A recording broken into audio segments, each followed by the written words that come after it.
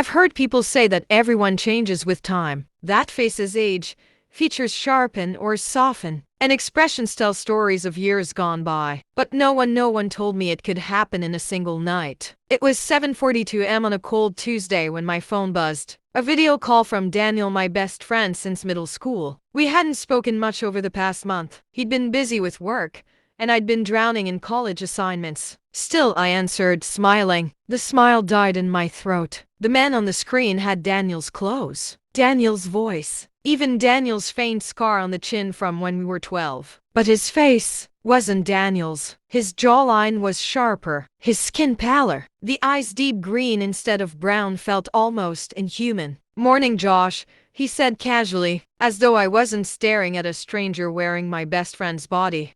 Dan? What's with your face?" I tried to laugh it off, expecting some filter prank. He tilted his head, confused. "What do you mean?" "Your eyes, and everything else." Daniel chuckled, but it was hollow. "Guess I've been getting more sleep." "More sleep?" A face doesn't just reconstruct itself overnight. But I didn't press it, not then. When I met him in person later that day, the strangeness became unbearable. It wasn't just the way he looked. It was how he moved, every step deliberate, like he was walking on unfamiliar ground. He hugged me, but his touch was cold, almost clammy. I told myself maybe it was stress. Maybe he'd been ill. Maybe my brain was making it worse than it was. Until he smiled. Daniel had this warm, slightly crooked smile that made everyone around him relax. But this smile was perfect. Too perfect. Like it had been programmed. Over the next few days, I tried to act normal. We grabbed coffee,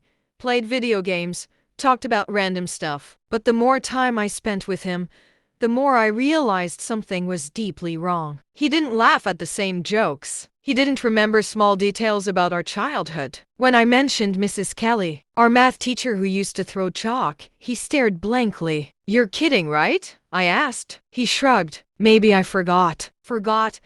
Daniel had a memory like a steel trap. He was the guy who'd remember what shirt you wore 3 years ago on your birthday. And then came the night at the diner. We'd been eating burgers when the waitress accidentally cut her finger while clearing the table next to ours. Just a small cut, a drop of blood. Daniel's eyes, those impossible green eyes, locked on it. For a split second, I saw his pupils split like a snake's. I blinked, and just like that, they were normal again. I didn't sleep that night. Instead, I dug through every social media post of his from the past few weeks. In older photos, he was the Daniel I knew, brown eyes, easy grin. But around 3 weeks ago, there was a gap in his posting. And when he returned, he was different. I texted his sister Claire, asking if she'd noticed anything strange. Her reply was instant. "Claire, we haven't seen him in weeks. He said he was traveling." "Why? Traveling?" "He'd told me he'd been home the whole time." That's when my stomach turned. 2 days later, I decided to follow him. He left his apartment at exactly 8:15 p.m., wearing a hooded jacket, heading toward the industrial district on the edge of town. No one went there at night. It was full of abandoned factories. He walked into one of the old warehouses. The inside was pitch dark, but I saw light spilling from a half-open basement door. I crept closer, holding my breath. Inside, Daniel, or whoever he was now, was speaking in a language I'd never heard. The sound was wrong, like overlapping voices coming from a single mouth. And then, I saw him. The real Daniel, tied to a chair in the corner, gagged, eyes wide with terror. His face, the real face, was bruised, but alive. My blood ran cold. The figure turned. Those green eyes locked on me. "Josh," it said in Daniel's voice, "you shouldn't be here." I bolted. My feet pounded against the concrete as I heard footsteps chasing me too fast, too heavy. I barely made it to my car. By the time I looked back, the warehouse door was shut. Silent. That night, I sat in my room shaking. There was no way I could call the police.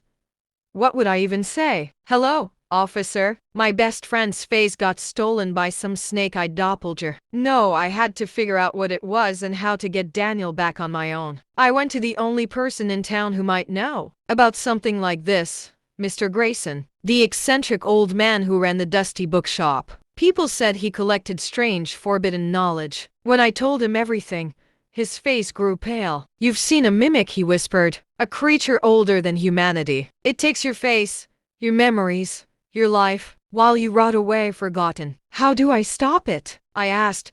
He gave me a silver dagger and a warning. "You only have 7 nights before the mimic's transformation becomes permanent. After that, your friend is gone forever." The next 6 nights were a blur of failed attempts to get close to the mimic. It was always one step ahead. On the 7th night, I broke into the warehouse again. The real Daniel looked worse, pale, barely conscious. The mimic turned toward me, smiling that flawless smile. "Why fight me, Josh? I can be better than him. I can be your perfect friend." I gripped the dagger. "I don't want perfect. I want him." The mimic moved fast, its skin rippling, face shifting between Daniel's and a dozen others. But I lunged, driving the blade into its chest. It screamed a sound like shattering glass and dissolved into black mist. Daniel collapsed, gasping for air. His brown eyes fluttered open. "Josh." I untied him. It's over. Viewers, thanks for watching, but